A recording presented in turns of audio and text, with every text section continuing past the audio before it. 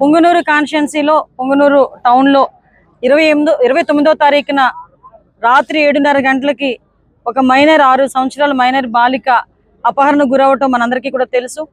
అపహరణకు గురైన వెంటనే సుమారుగా రాత్రి 11 గంటల టైంలో వాళ్ళ ఫాదర్ పోలీస్ స్టేషన్కి వచ్చి కంప్లైంట్ ఇవ్వగా సుమారుగా ఎస్పీ దగ్గర నుంచి డిఎస్పీ లెవెల్ ఆఫీసర్స్ కానీ చుట్టుపక్కల సిఐలు ఎస్ఐలు అందరూ కూడా సుమారుగా 2 రోజులుగా దగ్గర 12 టీములను ఏర్పాటు చేసి ఆ అమ్మాయి అపహరణకు గురైన అమ్మాయి సజీవంగా దొరకాలి అని చెప్పి చాలా పెద్ద ఎత్తున వాళ్ళందరూ కూడా సెర్చ్ చేయడం మొదలుపెట్టారు, దర్యాప్తు చేయడం మొదలుపెట్టారు, వెతకడం మొదలుపెట్టారు.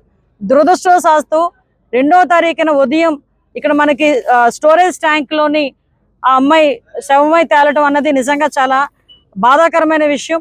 నిజంగా ఒక తల్లిదండ్రులకి తీరని శోకం అది. ఆ తల్లిదండ్రులకే కాదండి, చుట్టుపక్కల ఉన్న వాళ్ళు ఎవరైనా, మానవత్వం ఉన్న వాళ్ళు ఎవరైనా కూడా అటువంటి సంఘటనల్ని మనం ఎట్టి పరిస్థితుల్లోనే సపోర్ట్ చేయాల్సిన అవసరం లేదు. ప్రతి ఒక్కరు కూడా బాధపడే పరిస్థితి ఈరోజు మనకు కనిపించింది.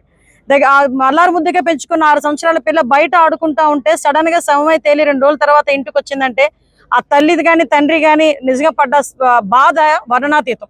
అటువంటి సందర్భంలో మేమందరం కూడా, ఎందుకంటే అమ్మాయి సజీవంగా దొరకాలి అని చెప్పి పోలీస్ డిపార్ట్మెంట్ దగ్గర నుంచి ఇక్కడ రాజకీయ నాయకులు కానీ, ఇక్కడ ఇన్ఛార్జి గారు కానీ, లోకల్ మంత్రి గారు కానీ అందరూ కూడా పర్టికులర్ గా డిపార్ట్మెంట్ మీద ప్రెజర్ పెట్టి డిపార్ట్మెంట్ కూడా ఎన్ని రకాలుగా సపోర్ట్ చేశారంటే దగ్గర టవర్ డంప్ తీసుకొస్తే 2800 ఫోన్ కాల్స్ టవర్ డంప్ లో దొరికినాయి.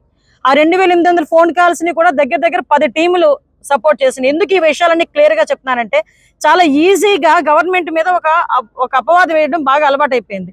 లేదు అనుకుంటే డిపార్ట్మెంట్ మీద ఏదో ఒక రకంగా మాట్లాడడం అలవాటు అయిపోయింది. అపహరణకి గురైంది అని కేసు నమోదు చేసిన మరుక్షణం నుంచి ఆ అమ్మాయి దొరికినంత వరకు కూడా దగ్గర 12 టీములు వర్క్ చేసినాయి. టవర్ డంప్ తీసుకొచ్చారు. వాళ్ళతోనే కాకుండా సామాజిక స్పృహతో ముస్లిం మైనారిటీకి సంబంధించిన మత పెద్దలు కానీ సుమారుగా 100 మందికి పైగా, అదేవిధంగా పొంగనూరులో ఉన్న చాలా మంది పెద్దలందరూ కూడా అన్ని మతాలకు అతీతంగా బయటకు వచ్చి ఆ అమ్మాయి సజీవంగా దొరకాలని చెప్పేసి అందరూ కూడా సెర్చ్ చేయడం మొదలుపెట్టారు, సహకరించారు. దురదృష్టవశాత్తు ఆ అమ్మాయి మనకి సమయం తేలటం నిజంగా చాలా దురదృష్టం. దాన్ని కూడా రాజకీయం చేయడానికి ఈ రోజు బయటకు వచ్చి మాట్లాడే పరిస్థితి. ఆ అమ్మాయి దొరికిన తర్వాత నుంచి నేను కంటిన్యూస్ గా ఎస్పీ గారితో మాట్లాడటం, అఫీషియల్ గా మన సీఎంఓ ఆఫీస్ నుంచి కూడా మాట్లాడటం, మంత్రి గారు కానీ, ఇక్కడ లోకల్ ఇన్ఛార్జి గారు కానీ, ఫరూక్ గారు కానీ అందరూ కూడా కంటిన్యూగా ఏమైంది, ఎంతవరకు వచ్చింది నిందితులను పట్టుకోవడం అంటే ఆ రోజునే ఇంచుమించుగా ఒక 5-6 తీసుకొచ్చి వాళ్ళందరినీ కూడా దర్యాప్తు చేసి ఈ రోజు ఒక 3 అరెస్టు చూపించే పరిస్థితి ఈ రోజు వచ్చాం. ఎందుకంటే ఇది ఒక మైనార్టీకి సంబంధించిన ఇష్యూ, ముస్లిం మైనార్టీకి సంబంధించిన ఇష్యూ, చాలా సెన్సిటివ్ గా ఉండే ఇష్యూ. ఆ సెన్సిటివ్ గా ఉండే ఇష్యూని కూడా వితిన్ డేస్ లోని ఛేదించి ఈ రోజు ఎవరైతే నిందితులు ఉన్నారో వాళ్ళందరినీ కూడా 3 అరెస్టు చూపించి ఈ రోజు ఆ అమ్మాయికి న్యాయం జరిగేలా ఈ రోజు పోలీస్ డిపార్ట్మెంట్ కానీ, గవర్నమెంట్ కానీ ముందుకు వస్తా ఉంటే దాన్ని కూడా రాజకీయం చేయడానికి ఈ రోజు వైఎస్ఆర్సీపీ నాయకులు బయటకు వచ్చి వాళ్ళ గురించి మాట్లాడే పరిస్థితి. ఏమంటే ఒక ఆడపిల్లని మామూలుగా అత్యాచారం జరిగిందంటేనే బయటకు వస్తే ఒక మగపిల్లాడు ఏడిపించాడంటేనే ఇంటికి వెళ్ళి అమ్మాయి చెప్పుకోవడానికి కూడా సిగ్గుపడుతుంది, బాధపడుతుంది. ఆ విషయాన్ని బహిర్గతంగా చెప్పడానికి కూడా చాలా మంది కుటుంబాల వాళ్ళు బయటకు రారు.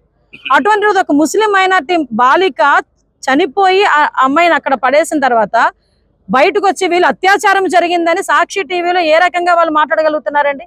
అంటే ఒక మైనర్ బాలిక హత్యను కూడా రాజకీయం చేసి ఆ అమ్మాయిని కూడా వీధిలో పెట్టడానికి ప్రయత్నం చేస్తున్నారు. నేను ఇంత మాట్లాడుతున్నాను కానీ బాలికనే మాట్లాడుతున్నాను కానీ అమ్మాయి పేరుని ఎక్కడ కూడా మేము బయట ప్రస్తావించట్లే. అంటే ఎవరైనా సరే అటువంటిది అత్యాచారం జరిగింది అని చెప్పి వాళ్ళే డిక్లేర్ చేసేసి అమ్మాయి పేరును కూడా బయటకు తీసుకొచ్చి ఈ కుటుంబాన్ని ఇంకా మనోవేదనకి గురి చేసే పరిస్థితి కనిపిస్తా ఉంటే ఎందుకు ఊరుకోవాలి? ఈ రోజు ఇదిగో నా దగ్గర పోస్ట్ మార్టం రిపోర్ట్ ఉంది. సుమారుగా 5 డాక్టర్లు కలిపి సిగ్నేచర్ చేసి ఇచ్చిన పోస్ట్ మార్టం రిపోర్ట్. ఎటువంటి సెక్షువల్ అసాల్ట్ లేదు, ఆ అమ్మాయి బట్టలు కూడా ఎక్కడ కూడా చిరగలేదు, చిన్న గాయం కూడా లేదు, ఆ అమ్మాయిని చంపిన తర్వాతనే నేలలో పడవేయడం జరిగింది అని చెప్పి క్లియర్ గా ఒక పోస్ట్ మార్టం రిపోర్ట్ ఇస్తే దాన్ని కూడా అంటే వీళ్ళేదో పెద్ద డాక్టర్ లాగా, వీళ్ళేదో పెద్ద లాయర్ లాగా, వీళ్ళేదో చంపేశారు, వీళ్ళేదో 4 కలిపి అత్యాచారం చేశారు, 4 రోజులు తర్వాత అమ్మాయి బయటకు వచ్చింది. ఎందుకండి అబద్ధాలు ఆడాల్సిన అవసరం? ఒక మైనారిటీకి సంబంధించిన ఒక బాలిక తాలూకా చావును కూడా రాజకీయం చేయడానికి చూస్తున్నారంటే వీళ్ళు ఏ రకంగా ఆలోచించాలో ఒకసారి అర్థం చేసుకోండి. నేను ఒకటే అడుగుతున్నా, నేను వచ్చేటప్పుడు 2-3 ప్రెస్ మీట్లు చూసా, జగన్మోహన్ రెడ్డి వస్తున్నాడు. అరే ఇప్పుడు అయ్యాం రా అయ్యా, నువ్వు వద్దని చెప్పట్లేదు, రాజకీయం చేయమాక. నీ హయాంలో సుమారుగా కొన్ని 100 మందికి అత్యాచారాలు జరిగినాయి. నీ సొంత కాన్షియన్సీ పులివెందుల కాన్స్టిట్యున్సీలోనే నాగమ్మ ఒక ఆవిడని చంపేస్తే, అతి క్రూరంగా చంపేస్తే మేమందరం వెళ్తే ఆ రోజు మా మీద అట్రాసిటీ కేసులు పెట్టావు. ఈ రోజు వరకు దాని అతిగతి లేదు. నీ సొంత నియోజకవర్గం, నువ్వు వింటున్న ఇంటి దగ్గరలోనే ఒక వెంకటరెడ్డి అనే ఒక అమ్మాయిని సామూహిక అత్యాచారం చేస్తే ఈ రోజు వరకు పట్టుకునే దాఖలాలు కనిపించలేదు. 5 సంవత్సరాలు వచ్చి పరామర్శించి వెళ్తా అంటే నీ ఇష్టం, అది కాదని చెప్పట్లే. మరి ముఖ్యమంత్రి హయాంలో ఉండి ఇన్ని వేల మంది, ఇన్ని వందల మంది ఆడపిల్లలకు అత్యాచారాలు హత్యలు జరిగినప్పుడు ఆ రోజు ఎందుకు తాడేపల్లి కొంపలోంచి ఒక్క రోజు కూడా బయట పెట్టలేదు అడుగు? ఈ రోజు రాజకీయం చేయడానికి నీకు ఒక అవకాశం దొరికిందని చెప్పి రాజకీయం చేయడానికి వస్తున్నావా? ప్రభుత్వం మీద బురద చల్లడానికి వస్తున్నావా? దీనికి వత్తాసు పలుకుతూ చాలా మంది బయటకు వచ్చి మాట్లాడే పరిస్థితి. నేను ఒకటే కోరుకుంటున్నా, ఆడపిల్లకి అన్యాయం జరిగింది, ఎస్ మనందరం కలిసి కూర్చొని ఎట్టి పరిస్థితుల్లోనైనా మనందరం కూడా ఎలా మాట్లాడాలి, ఎలాగ అమ్మాయిని వాళ్ళ కుటుంబానికి భరోసా ఇవ్వాలన్న ఆలోచన మనం చేయాలి. ఈ రోజు ఆ పుట్టడు దుఃఖంతో ఉన్నది ఆ కుటుంబం. ఆ అమ్మాయి వాళ్ళ తల్లిదండ్రుల దగ్గరికి వెళ్తే వాళ్ళు కోరుకున్నది ఒకటే, మమ్మల్ని రాజకీయాల్లోకి లాక్కండి, మా అమ్మాయి చనిపోయింది. ఇప్పటికే మా అమ్మాయి చనిపోయిన తర్వాత కూడా ఈ రోజు అత్యాచారం జరిగిందని చెప్పేసి రేణుపోని వార్తలన్నీ రాస్తున్నారు. దయచేసి అలాంటి వద్దు. మా అమ్మాయికి జరిగిన అన్యాయం వేరే వాళ్ళకి జరగకుండా చూడండి, శిక్షించండి, అది మాకు చాలు అని చెప్పి చేతులు పట్టుకుని బతిమాలే పరిస్థితి ఈరోజు కనిపిస్తా ఉంది. దయచేసి మానవతా దృక్పథంతో ఒక్కసారి ఆలోచించండి. మనం చేస్తున్న పని ఏంటో అన్నది ఒక్కసారి ఆలోచించండి. ఈ రోజు మేము 3 మంత్రులు వచ్చామండి. ఈ రోజు ఒక ఆడపిల్లకి అన్యాయం జరిగింది, ఆ అమ్మాయి చనిపోయింది, ఆ కుటుంబానికి భరోసా కల్పించాలని మన ఫరూక్ గారు కానీ, లోకల్ మన మినిస్టర్ గారు రామప్రసాద్ రెడ్డి గారు కానీ, నేను కానీ డే ఫస్ట్ నుంచి కూడా మాతో వచ్చిన బాబు గారు కానీ, మన మదనపల్లి ఎమ్మెల్యే గారు కానీ, షాజహాన్ గారు కానీ అందరం కలిసి ఇక్కడికి వచ్చి మేము మాట్లాడుతూ ఉంటే, ఇక్కడికి వచ్చి రెచ్చగొట్టే ధోరణిలోని వైఎస్ఆర్సీపీ వాళ్ళు చేసే ప్రతి పరిస్థితిని కూడా ప్రజలు కూడా గమనించాలి. దయచేసి మైనారిటీ పెద్దలు కూడా గమనించండి. ఈ రోజు మేమందరం కూడా మీకు భరోసా కల్పించడానికి, ఆ కుటుంబాన్ని భరోసా కల్పించడానికి, ఫర్దర్ గా ఇలాంటివి జరగకుండా చూసుకోవడానికి మేమందరం కూడా ప్రయత్నం చేస్తున్నాం. మేమందరం కూడా అదే బాటలో ఉన్నాం. దయచేసి మీరందరూ కూడా మాకు సహకరించండి.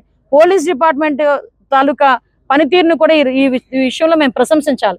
ఎందుకంటే 5 రోజులు మేం కాదండి, వీళ్ళు చెప్తున్నారు, ఆ తల్లిదండ్రులు చెప్తున్నారు. డిపార్ట్మెంట్ గారు కంటిన్యూగా ఉన్నారండి, మా దగ్గర ఎంక్వైరీ చేస్తున్నారండి, ఎంక్వైరీ చేసి మాకు సహకరించారండి. మీరు బయటకు వచ్చి నోటుకు వచ్చినట్టు మాట్లాడతారు.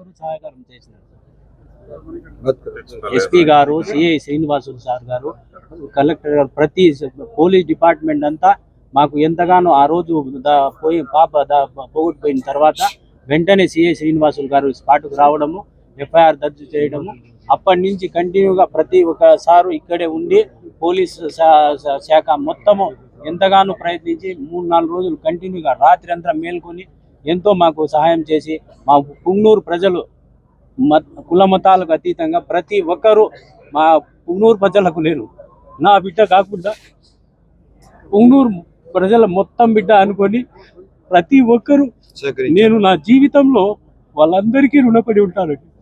ప్రతి జీవితాంతం నేను ప్రతి ఒక్కరూ సహాయం చేసినారు, ప్రతి ఒక్కరూ ఇది చేసి మా పాప కోసం ప్రతి ఒక్కరూ ప్రయత్నం చేసినారు. మేము సీఎం చంద్రబాబు గారు నమ్మకం పైన ఎంతో ఆశ పెట్టుకొని ఉన్నాము. దయచేసి మా పిల్లకు జరిగినంత ఘోరంగా ఇది చేయకుండా. 1 కాదండి, 2 కాదండి, సంఘటనలు చెప్పమంటే నేను చాలా సంఘటనలు చెప్పగలను.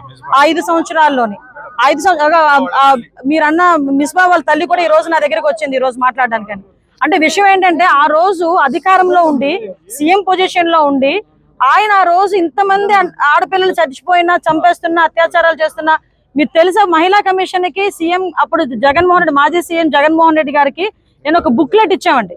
ఇంతమంది అమ్మాయిలను చంపేశారు, ఇంతమంది అమ్మాయిల మీద అత్యాచారాలు జరిగినాయి, మీరు ఎటువంటి యాక్షన్ తీసుకుంటున్నారంటే ఒక్క రోజు దాని గురించి మాట్లాడే సందర్భం లేదు.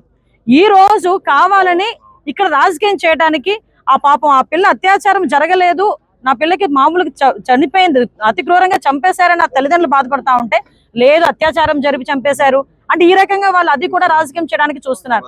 కేవలం రాజకీయాలకి, చావుల్ని కూడా రాజకీయాలకు ఉపయోగించుకునే పరిస్థితి వైఎస్ఆర్సీపీలో ఉంది తప్పించి అంతకు మించి ఏమీ లేదు. అందుకే నేను అప్పీల్ పెడుతున్నా, ప్రజలకు అప్పీల్ పెడుతున్నా, మైనార్టీ సోదరులకు అప్పీల్ పెడుతున్నా. మీరందరూ కూడా ఒక్కసారి ఆలోచించండి. సంఘటన జరిగిన తర్వాత ఎంత తొందరగా రియాక్ట్ అయ్యారో పోలీసులు కూడా.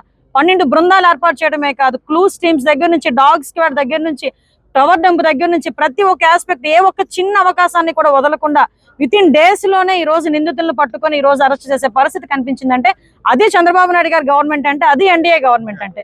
అలా మానేసుకొని అది చూసి ఓర్వలేక దీన్ని కూడా రాజకీయం చేయడానికి పక్క నియోజకవర్గాల నుంచి ఇక్కడికి వచ్చి రెచ్చగొట్టేది ఏంది నాకు అర్థం కావట్లే. వచ్చి సహాయం చేయండి, అమ్మాయికి భరోసాగా నిలబడండి, ఒక రోజు వచ్చి అంతే తప్పించి ఈ రకంగా చేయటం అనేది మంచి పద్ధతి కాదు. దీన్ని కూడా ప్రజలందరూ కూడా దయచేసి గమనించాలని మనస్ఫూర్తిగా తెలియజేసుకుంటున్నాను.